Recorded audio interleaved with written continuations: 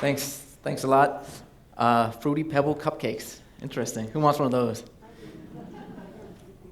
So thank you very much. Thank you to the CVB, and thanks to Ben Eisenberg for inviting me. Really appreciate it. Today, just going to talk briefly about wildfire and about integrating social media into the customer journey. And actually, a lot of what we talk about will intersect pretty nicely with Lane's conversation there. A brief agenda. Really what I want to focus on mainly is this third agenda point, social's reframing of the customer journey, and I think it's pretty interesting. Quickly about wildfire, we were just acquired by Google last month. We were incubated about 3.5 years ago by Facebook. We're about 400 people around the globe now, and offices all across the globe. I've been with the company since we were about 7 or 8 people, and I'm based up in New York. So a traditional customer journey, we all know the funnel, and we all know the traditional steps of the customer journey: awareness, interest, get a customer to evaluate the product, evaluate the experience, ultimately to make a commitment, make a purchase, and then referral, repeat. What social media has done is really reframed this whole funnel right here. And we don't even look at it as a funnel anymore, but rather something that's actually much more fluid and much more fluid, as we say. Here's the customer. We've got the different steps of the customer journey. We might break it down now as discover, evaluate, buy, access, use, and get support. But you can see here that at any step along the journey, the customer can re-engage, the customer can get friends of theirs engaged, or the customer can leave. And that's really important for us to note. And what social does is really reframes this typical funnel as this fluid kind of process where we can actually speak with the customer in a two-way dialogue all throughout this entire journey. So we like to talk about this notion of paid, owned, and earned. Paid, owned, and earned media. And social media really kind of covers off on all of those elements. And we can see here that, for instance, with paid, in social, paid serves various steps of the journey. Paid can serve both the top of the funnel, the discover and evaluate part, where we're maybe driving folks to get them to like the page, get them to discover our product, get them to discover our brand. It also can serve farther down the journey, access and use, get people to actually use our product, get people to actually experience and have a dialogue with us. And this is sort of a shift in terms of how we might think about the journey. Owned as well, beyond just purchase, owned media represents the place where consumers can later engage in the life cycle. They can actually act on behalf of our brand and pull other folks into the funnel for us. And that's a really powerful and really important thing to note.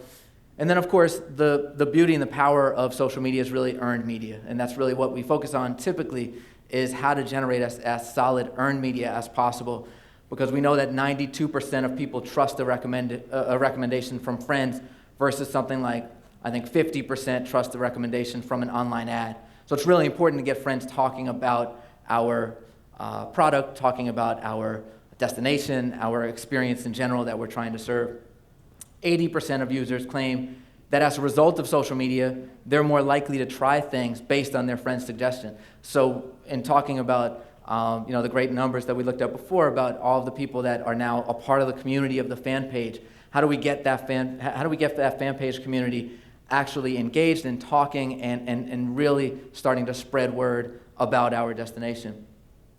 A couple of case studies here from some of the work that we've done with various different brands. These aren't necessarily destination brands or not necessarily smaller brands, but I think that we can use them as a proxy just to get our heads around kind of this customer journey and how we can use social media to continuously engage and interact.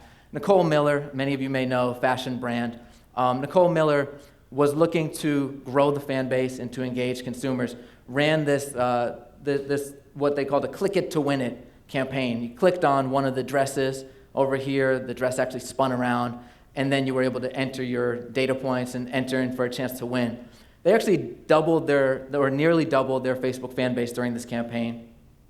In addition, they acquired their new fans at 22% under budget. So they had set a certain budget for what they were looking to achieve in terms of fan acquisition, whether that was from paid or other channels, and they were at 22% under where they had budgeted for.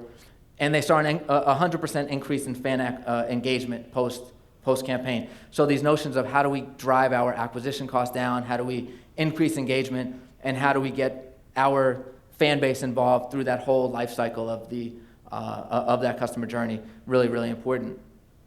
Another brand here used a blogging type of what Lena referred to as blogging content marketing. This was something that they did on sort of a chat thread on their Facebook fan page, drove a lot of engagement, drove a lot of conversation, reach increased by 30%, 300% increase in engaged users, and other metrics here, 800 new likes over a short time period. Again, really focused on engaging through the duration of that life cycle. And then the buy aspect of the journey. This is another brand called So Delicious here, and what they were doing was actually a sweepstakes, and what they were trying to encourage was getting folks to get past that evaluation stage and actually use and buy their product. Here they increased sales or increased category share by 35%. They grew their Facebook community tremendously. They also had their two biggest sales days during this campaign. So really effective campaign for them, and again highlighting throughout the arc of that customer journey for them. And then this earned media, this concept of earned media, it can be a two-edged sword, right? You want earned media, you want people talking about you. Of course, people can say negative things, and so how do we reconcile that? So the power of earned media is obviously to get people to engage and to re-engage. And we did a study recently that showed that 3% of all entrants drive 100% of additional engagement. If we can just identify who those 3% of our fan base are and activate them further, it's really powerful. We can get them spreading all kinds of powerful messages.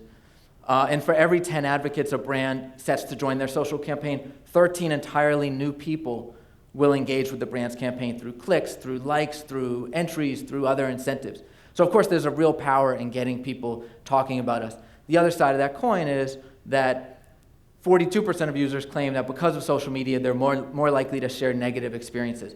That's okay though. If people have a negative experience, they're probably going to be talking about that anyway. So we want to be in more control of the conversation and use the power of social to actually reframe that dialogue for our audience and turn that negative into more of a positive conversation. So this is just a quick run through of, again, the customer journey, how social media has really reframed that, and how instead of thinking about it as a funnel that in the traditional sense, we should think about it as more of a fluid kind of stream where at any point during the life cycle, customers can re-engage or they can leave. So it becomes more and more important for us to make sure that they're re-engaging. Thank you very much.